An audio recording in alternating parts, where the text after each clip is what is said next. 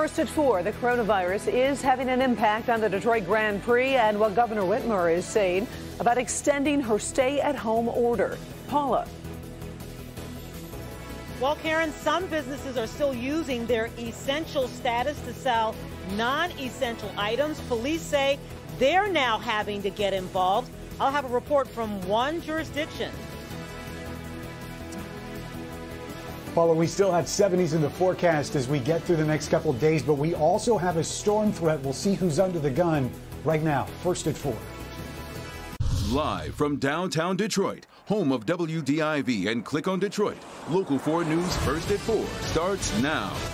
Good afternoon. I'm Karen Drew. First at 4, we are hitting a key milestone in the state's battle against COVID-19.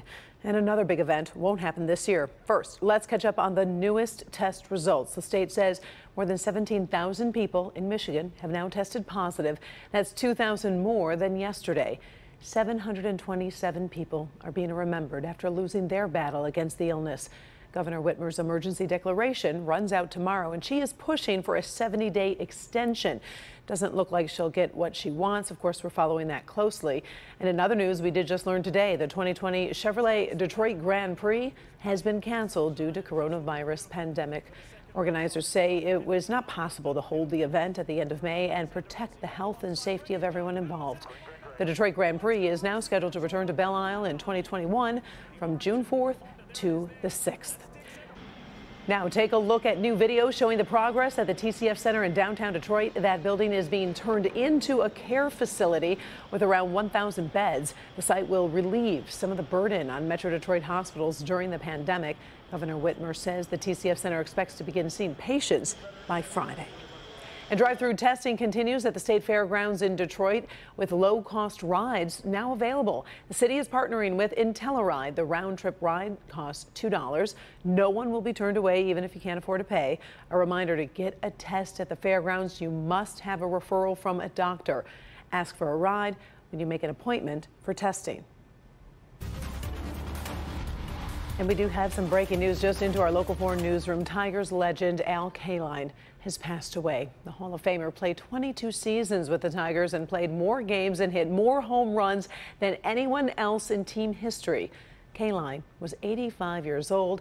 His cause of death is not known. Bernie Smilovitz to join us now to talk about what Kaline and what a great guy he was really on and off the field, Bernie.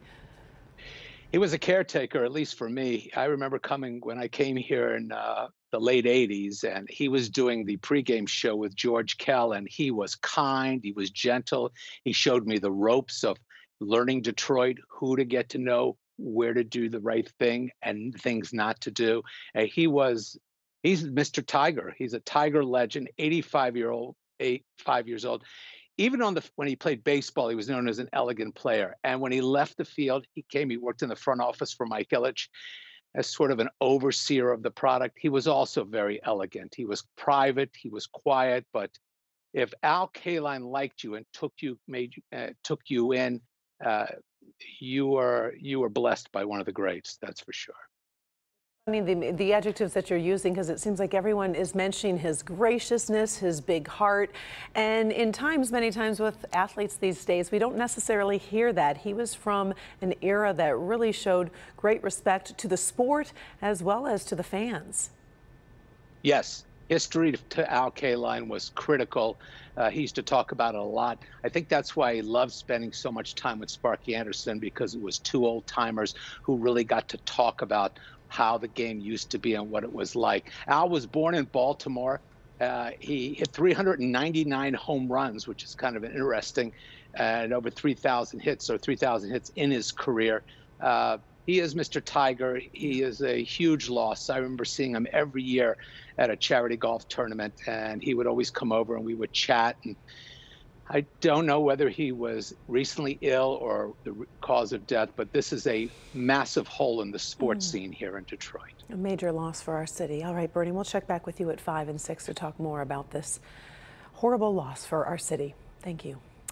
Now back to the governor's efforts to extend a coronavirus emergency declaration. Now that declaration provides the legal support for 30 executive orders, including her stay-at-home order, which does run through April 13th right now. Kimberly Gill in the newsroom with the very latest. Kim. Hi, Karen. Good afternoon. The governor is looking at extending that stay home, stay safe order sometime this week. Right now, she says new data shows many Michiganders are indeed staying home, and she says it's critical that that trend continues. Just one person who is carrying COVID-19 can infect 40 people in a day, who in turn go on to affect thousands. And that's why every one of us has to do our part.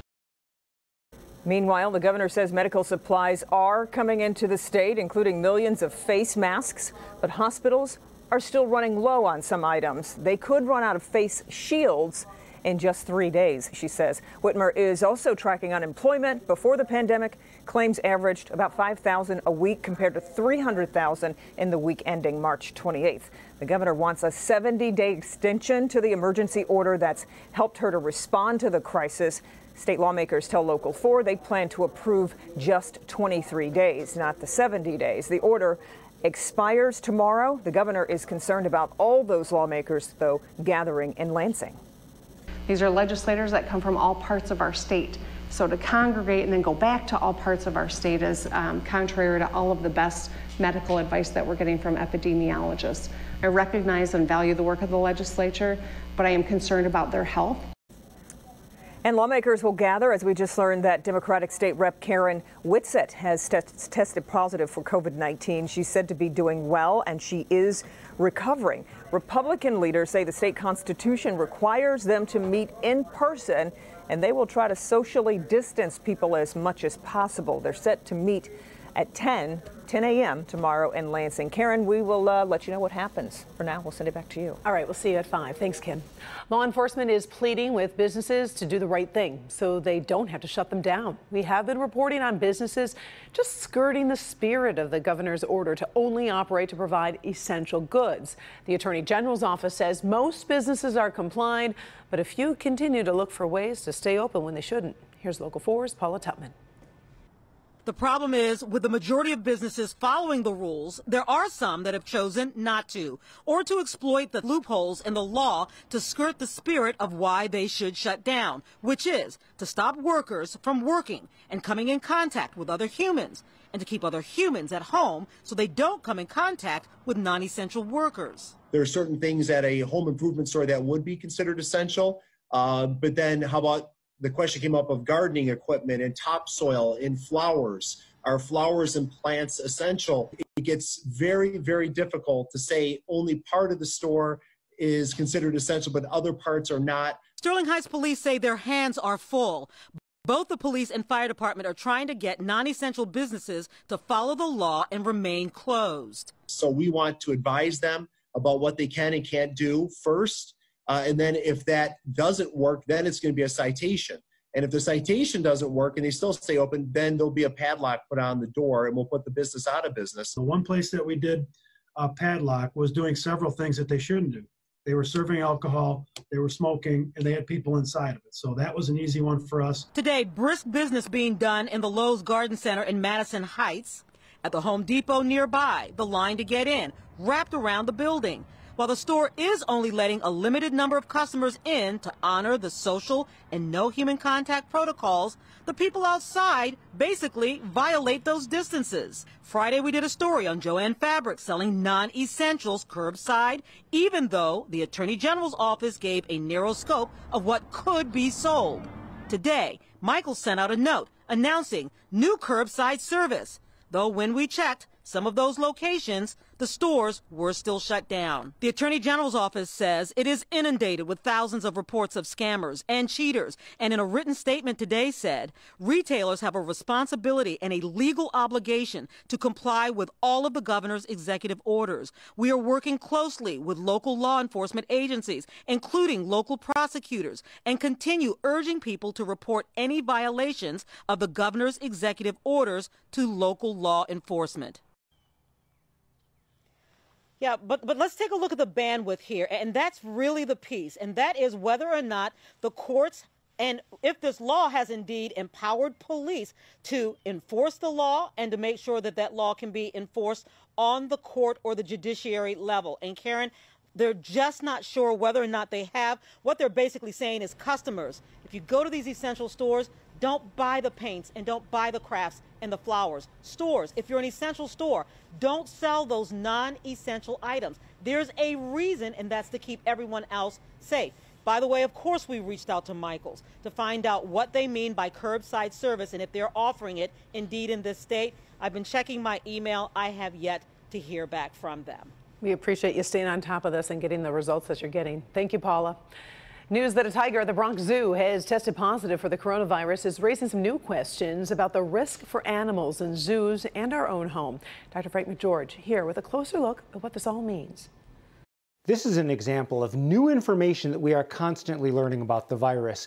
Scientists originally thought dogs and cats would not be at risk, and although the risk still appears to be very low, it is not zero. The Bronx Zoo says the 4-year-old Malayan tiger Nadia was exposed by an asymptomatic zoo worker. 3 African lions and 3 other tigers have also shown symptoms, including a dry cough. All of the cats are expected to recover. COVID-19 is called a novel coronavirus for a reason. It's novel. Detroit Zoo CEO Ron Kagan says, like everyone else, they were surprised and disappointed to hear about the infected big cats in New York. We're already doing pretty aggressive preventative measures to both protect people and to protect the animals. We screen all of our staff, and we only have essential staff working here, but we screen everybody as they arrive. And then people who are taking care of great apes, bats, and now big cats are all wearing PPE. So far, all of our animals are just fine. And as far as we know, nobody on the staff has tested positive for COVID. Now, there are 2 dogs in Hong Kong and 1 house cat in Belgium that have also tested positive for the virus. The CDC says if you believe you have the coronavirus, you should avoid contact with your pet and arrange for another family member to care for them. Back to you. All right, thank you, Doc. Still ahead, first at 4. It's become one of the biggest shopping days of the year, but will bargain hunters have to wait a little longer this year? Also, breaking news from Britain, we are getting an update on Prime Minister Boris Johnson. His condition is getting worse. Ben. Karen, the good news is some of us are going to have no trouble touching 70 as we get into the next couple days. The bad news is it's coming with a severe storm threat. We'll look at who's going to see the worst next.